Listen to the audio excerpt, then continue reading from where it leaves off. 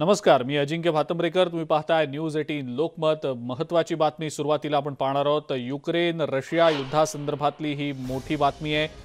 Ukraine Russia युद्धावर आता पंतप्रधान मोदींनी एका उच्चस्तरीय बैठकीचं आयोजन केलेलं, त्याची बैठक बोलावलेली आहे. तातडीची ही बैठक असणार आहे. उत्तर प्रदेशचा दौरा अर्धवट सोडून पंतप्रधान मोदी दिल्लीत दाखल झाल्याचं समजतंय.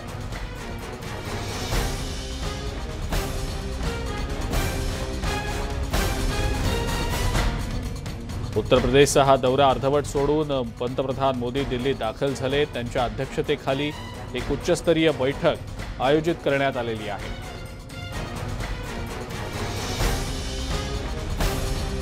युक्रेन रशिया या दोन देशांमध्ये सध्या जे युद्ध सुरू आहे, या युद्धाच्या अनुषंगाने या बैठकीमध्ये काही महत्त्वाचे निर्णय होतात का हे पाहणं महत्त्वाचं ठरणार आहे. बेलारूसमध्ये रशियाशी चर्चा करण्यास युक्रेन तयार असल्याची बातमी देखील आता समोर येते. या संदर्भात रशियन स्टेट मीडियानं बातमी दिलेली आहे. रशियाला युद्धात बेलारूसकडनं मोठी मदत मिळते, त्यामुळे रशियानं युक्रेनवर चारही बाजूंनी हल्ले करायला सुरुवात केली आहे. त्यानंतर आता रशियाचं शिष्टमंडळ युक्रेनशी चर्चेसाठी बेलारूसमध्ये दाखल झालेलं आहे. तर दुसरीकडे युक्रेननं रशियाच्या विरोधात आपला अर्ज आंतरराष्ट्रीय न्यायालयात सादर केलाय. रशियाला त्वरित लष्करी कारवाई थांबवण्याचा आदेश देण्याची विनंती युक्रेनचे राष्ट्राध्यक्ष झेलेन्स्की यांनी केली आहे. त्यांनी ट्विट करत या संदर्भातली माहिती दिली आहे. जगाला संयुक्त राष्ट्र सुरक्षा परिषदेत रशियाची मतदानाची शक्ती काढून टाकण्याचं आवाहन देखील त्यांनी केलंय. दरम्यान रशियानं गुरुवारी आक्रमण केल्यानंतर आतापर्यंत 3,68,000हून अधिक लोकांनी युक्रेनमधून आता पलायन केल्याची माहिती समोर आलेली आहे.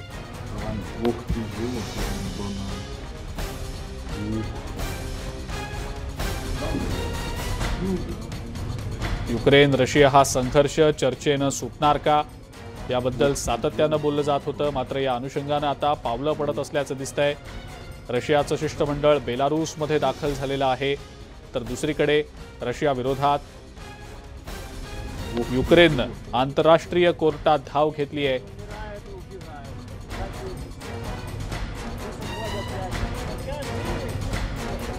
सोबतच संयुक्त राष्ट्रातल्या सुरक्षा परिषदेतला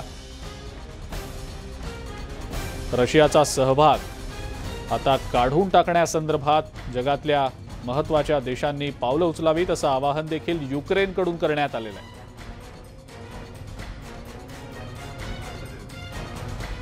या युद्धामध्ये रशियाला बेलारूस या देशाकडून मदत मिळाल्याचं आपल्याला पाहायला मिळालेलं आहे. अनुषंगानं बेलारूस हे एक तटस्थ ठिकाण ठरवलं गेलेलं आहे आणि या बेलारूसमध्ये दोन्ही देशांचं शिष्टमंडळ चर्चा करण्याची शक्यता आहे.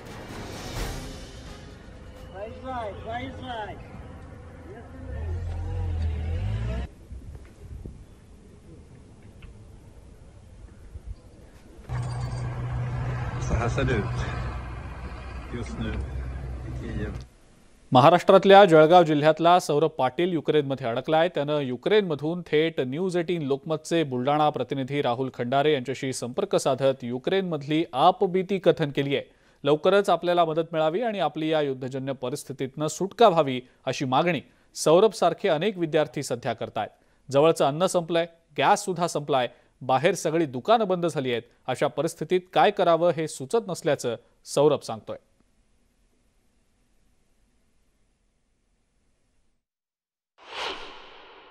Everyone, me Saurabh Patil from Jalgaon, Maharashtra. आता सध्या मी कीव या शहरामध्ये अडकलेलो असून जसं युक्रेन आणि रशियामध्ये वॉर चालू आहे, आजचा हा 4था दिवस आहे आमचा. आधी काही आम्ही न्यूज ऐकत होतो याबद्दल, पण असं वाटलं नव्हतं की रशिया एवढं सडन अटॅक युक्रेनवर करून देईल आणि खूप जास्त कॉन्सिक्वेन्सेस आम्हाला फेस करायला लागतील. बिकॉज काही बिफोर नोटिफिकेशन नाही होते फूड स्टफसाठी आणि सडन त्या दिवशी एवढ्या गोष्टी नाही घेता आल्या. आणि आता सगळी आमच्याकडे जे खायला आहे ते एवढ्याच गोष्टी आता उरल्या आहेत. आणि जसं पिण्याचं पाणी आम्ही विकत आणतो, पण आता सध्या ते शॉप बंद झालेत. जेवण बनवायला गॅस आहे तो पण आता आमचा हॉस्टेलमधला संपलेला आहे. हे काल जेव्हा रशियन मिलिटरीने युक्रेनवर आणि गॅस पाईपलाईन क्यूमधली जी ती ब्रेक करून टाकली, त्याच्यामुळे हे शॉर्टेज आता फेस करायला लागत आहे. बाहेर काही भेटत नाही आहे, सगळं बंद आहे. कर्फ्यू लागला आहे सिटीमध्ये. खूप जास्त प्रॉब्लेम्स आता यायला लागलेत. रात्री बेरात्री बॉम्बचे आवाज, फायरिंग कंटिन्यू चालू असते. झोप नाही आहे, कोणाला झोपू दिलं जात नाही. सगळे जागे असतात रात्री, वाट बघत आवाज येत असतात कंटिन्यू. आणि एम्बेसीकडूनही सध्या अजून काही मदत मला भेटत नाही आहे. 3 दिवसापासून कॉन्टॅक्टमध्ये आहे. फक्त सांगितलं जात आहे की आम्ही करू, तुम्ही फक्त जिथे आहे तिथे थांबा. त्याच्यावर अजून काही फर्दर अपडेट अजून नाही मला भेटत नाही आहे एम्बेसीकडनं. आणि काही खाण्यापिण्याची मदत अजून आलेली नाही आहे. सो फक्त विनंती करतो, लवकरात लवकर काहीतरी मदत मिळावी. रत्नागिरी जिल्ह्यातला आकाश कोबनाक सध्या रोमानिया बॉर्डरजवळ पोहोचलाय, परंतु इथं बॉर्डरवर वाहनांच्या लांबच लांब रांगा लागलेल्या आहेत.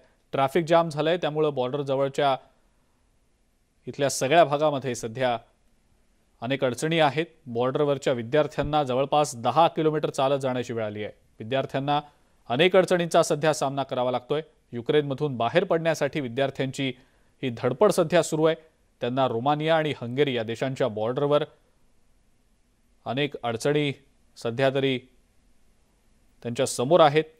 कोबनाक यानं रोमानियाच्या बॉर्डरजवळनं ही थेट दृश्य टिपलेली आहेत.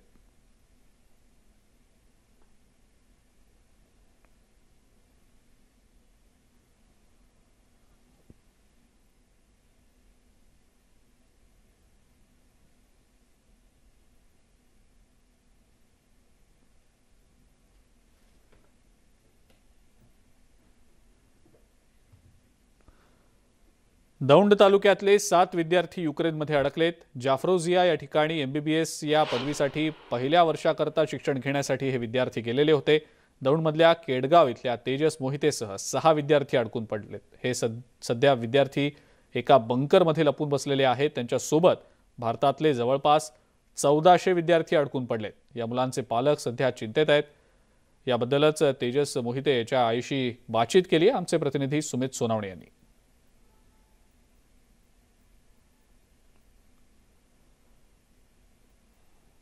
दौंडमधले 7 विद्यार्थी सध्या युक्रेनमध्ये अडकून पडलेत.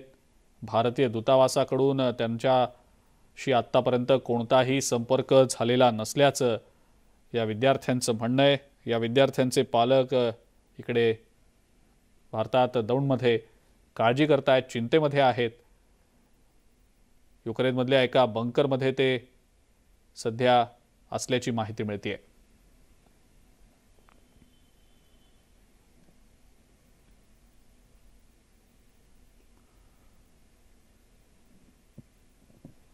आणि याचबद्दल बोलण्यासाठी युक्रेनमध्ये अडकून पडलेल्या तेजस मोहितेची आई सध्या आपल्या सोबत आहे.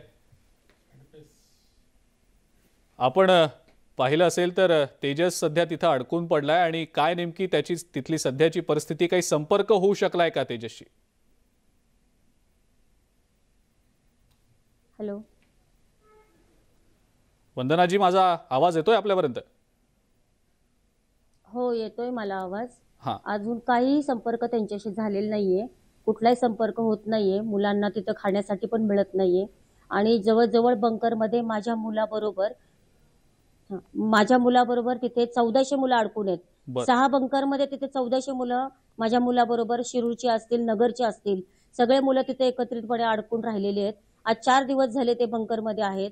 आता अशी परिस्थिती आहे की त्यांना पाणी सुद्धा नाहीये, त्यांना जेवण सुद्धा नाहीये. सायरन वाजला की ते बंकरमध्ये जातात, सायरन नसला की ते बाहेर अक्षरशः रिस्क घेऊन बाहेर जात आहेत, खायला बघतायत ते काय मिळतंय का.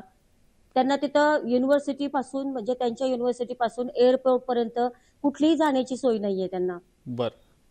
वंदनाजी, तुमचा माझी शेवटचा मोदी संपर्क केव्हा साहेबांना झाला होता केंद्र तेजस सरकारनं सोबत? शेवटचा संपर्क आता कसं आहे की त्याचं व्हॉट्सअप आणि ते सुद्धा चार्जिंग हे नसल्यामुळे व्हॉट्सअपवर पण त्यांचे व्हिडिओ कॉलिंग सुद्धा करता येत नाही. ते मेसेजेस आम्हाला करतायत की आम्ही थोडंफार सुरक्षित आहोत पण आम्हाला खायला मिळत नाहीये. हां, अशा पद्धतीने ते थोडेसे कॉन्टॅक्ट करतायत आम्हाला, पण एवढा असा संपर्क पण होत नाहीये. माझी केंद्र सरकार आणि राज्य सरकारला, मोदी साहेबांना एवढीच विनंती राहील की आमच्या मुलांना सुखरूप आमच्यापर्यंत पोहोचवा. त्यांना त्यांच्या युनिव्हर्सिटीपासून त्यांना एअरपोर्ट पर्यंत जाण्याची सुविधा नाहीये. मुलं कशी आमच्यापर्यंत सुखरूप पोहोचतील? त्यांची काहीतरी सुविधा केली पाहिजे. आज तुम्ही जर 1 आणि 2च प्लेन जर पाठवत असाल तर मुले कशी आमच्यापर्यंत पोहोचणार आहेत? नाही पोहोचू शकत. वंदनाजी, त्यांची आपण तशी तुम्ही स्वतःहून सोय करा. भारतीय परराष्ट्र मंत्रालयाशी काही संपर्क केला का? त्या अनुषंगानं आपलं कोणाशी काही बोलणं झालंय का? कोणी मदत करतंय का या संदर्भात आपल्याला? मी परवा स्वतः शरदचंद्रजी पवार साहेब असतील, उपमुख्यमंत्री अजितदादा पवार असतील, खासदार सुप्रियाताई सुळे असतील, आमच्या तालुक्याचे आमदार राहुलदादा कुल असतील, माजी आमदार रमेश अप्पा थोरात असतील, यांच्या सगळ्यांच्या संपर्कात आहे. सगळ्यांशी माझं बोलणं झालंय. इंडियन एम्बेसी बिलकुल त्याला लक्ष देत नाहीये. इंडियन एम्बेसीचे लोक आता फोनच उचलत नाहीयेत, कुठल्याच नातेवाईकांचे फोन उचलत नाहीयेत आणि मुलं तर इतक्या अडचणीमध्ये आहेत. आता आमच्या मुलांना जेवण मिळत नाही, काय मिळत नाही. आम्ही सुद्धा आजपासून अन्न बंद करणार आहे. आम्हाला जर काय झालं तर याला सर्वस्वी जबाबदार मोदी सरकार असणार आहे. हे आता आम्ही स्पष्ट सांगतो, कारण आता आमचे हाईट संपले, आता लिमिट संपले आमचे. आता आम्ही नाही वाट बघू शकत. मुलांना जर एअरपोर्ट पर्यंत जाण्याची जर सुविधा नसेल तर आमची मुलं आमच्यापर्यंत कसे पोहोचणार आहेत? आज जर हे युद्ध जर आटोक्यात आले तर ठीक आहे. जर हे युद्ध वाढलं आणि जर आमच्या मुलांना काय झालं त्याला कोण जबाबदार असणार आहे? आज तुम्ही फक्त 2 विमानच इथपर्यंत आलेले आहेत. आतापर्यंत 700 विद्यार्थी आपल्या भारतात परतलेले आहेत. बाकीच्या विद्यार्थ्यांचं काय? तुम्ही नुसतं असं लाईव्ह दाखवताय की विमान पाठवलेलं आहे, विद्यार्थी आलेले आहेत, भारतात विद्यार्थी येत आहेत, पण किती आलेत? 700 विद्यार्थी आलेत. बाकीच्या विद्यार्थ्यांचं काय? ते कधी येणार आहेत सुखरूप? ते सारखे आम्हाला कॉन्टॅक्ट करतायत, सारखं आम्हाला म्हणतायत आम्हाला पाणी नाहीये, आम्हाला जेवायला नाहीये. मुली तिथं आहेत, मुलींना टॉयलेटची सोय तिथे नाहीये. आपल्या भारतातल्या मुली आज तिथे आहेत. किंवा एअरपोर्टवर जर आज दुसऱ्या देशामध्ये त्यांना हलवायचं म्हणलं तर दुसऱ्या देशामध्ये जे मुलं आता हलवले गेले आहेत त्या मुलांना अक्षरशः तिथे मारहाण होतीये. त्या मुलांना वाईट वागवलं जाते. अक्षरशः तिथले मुलं 10 किलोमीटर रिटर्न परत म्हणजे युक्रेनमध्ये यायला बघतायत. म्हणजे युद्ध तिथं चालू आहे, तिथं रिटर्न येऊन आम्ही मेलेलं पत्करू असं मुलं म्हणतायत. पण आम्हाला इंडियन एम्बेसी म्हणा किंवा केंद्र सरकार म्हणा काहीच दखल घेत नाही, काहीच करत नाही. माझं मोदी सरकारला, मोदी साहेबांना एवढीच विनंती आहे की जर आम्ही अन्नग्रहण केलं नाही, आम्हाला जर काय झालं, आमची मुलं आमच्यापर्यंत नाही आले, ते सर्वस्वी जबाबदार मोदी सरकार असेल. बरं, पण याच संदर्भात आता काही ठोस असं आश्वासन मिळालंय का? काही संपर्काच्या दृष्टीनं किंवा तेजस नेमका आत्ता कुठे आहे, तो त्या बॉर्डरपर्यंत किंवा दुसऱ्या देशाच्या बॉर्डरपर्यंत पोहोचू शकेल अशी काही स्थिती, त्याबद्दलची काही माहिती समजू शकली आहे का? आम्ही मुलांशी संपर्क साधत आहोत. मुलं फक्त एवढंच म्हणतायत की आम्हाला तिथपर्यंत जाण्याला कुठलंही वाहन नाहीये.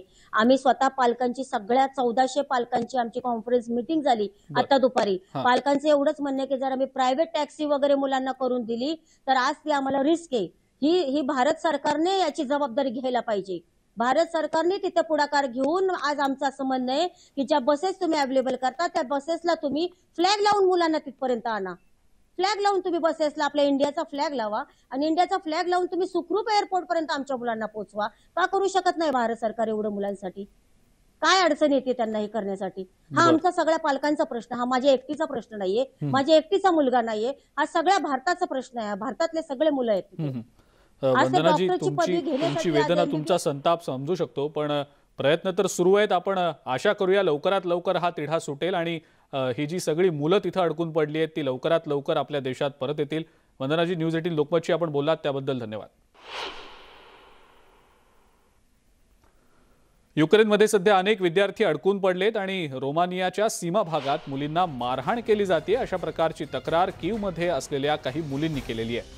भारत सरकारचे अधिकारी त्यांचा फोन देखील उचलत नाहीत अशी देखील तक्रार करण्यात आलेली आहे. त्यामुळे आता या संदर्भात भारत सरकारनं तत्काळ पावलं उचलावीत, सर्व मुलींना भारतात परत आणावं अशी मागणी केली जाते. या मारहाणीचा एक धक्कादायक व्हिडिओ देखील समोर आलाय. आपण आपल्या स्क्रीनवर सध्या हा व्हिडिओ पाहतो आहोत. मुलींना मारहाण होत असल्याचा हा व्हिडिओ आहे. देख यार कैसे मार रहे लड़कियों को.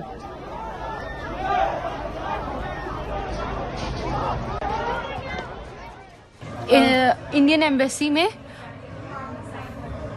ये इनका नाम दिखा देते हैं आपको, विक्रम कुमार.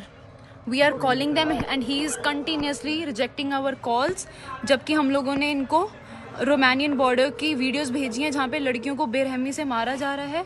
और इन्होंने अभी दोपहर में ही हम लोगों को बोला है कि कीव के बच्चे जितने भी निकल पा रहे हैं ट्रेन से निकल जाएं, बॉर्डर्स पे इस हालात में हम लोगों को गाइडेंस देने के बजाय ये लोग हमारे कॉल्स कट कर रहे हैं and they are completely ignoring अस।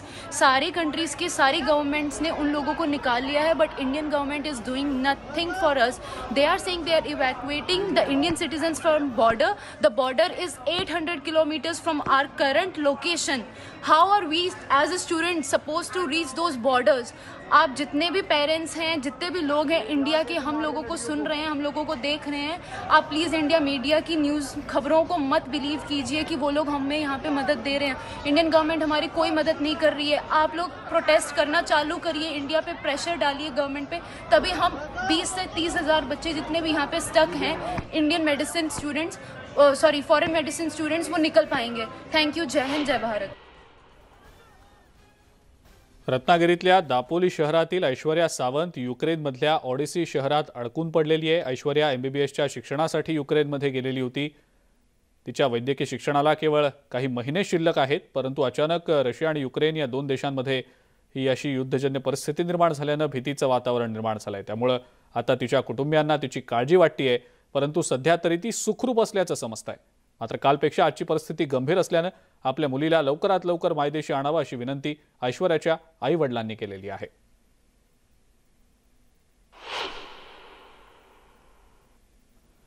आणि या सगळ्या बातम्यांसोबतच बातमी आणि बरंच काही मध्ये वेळ झाली इथंच थांबण्याची। ताज्या बातम्या आणि अपडेटसाठी बघत राहा फक्त न्यूज 18 लोकपाल।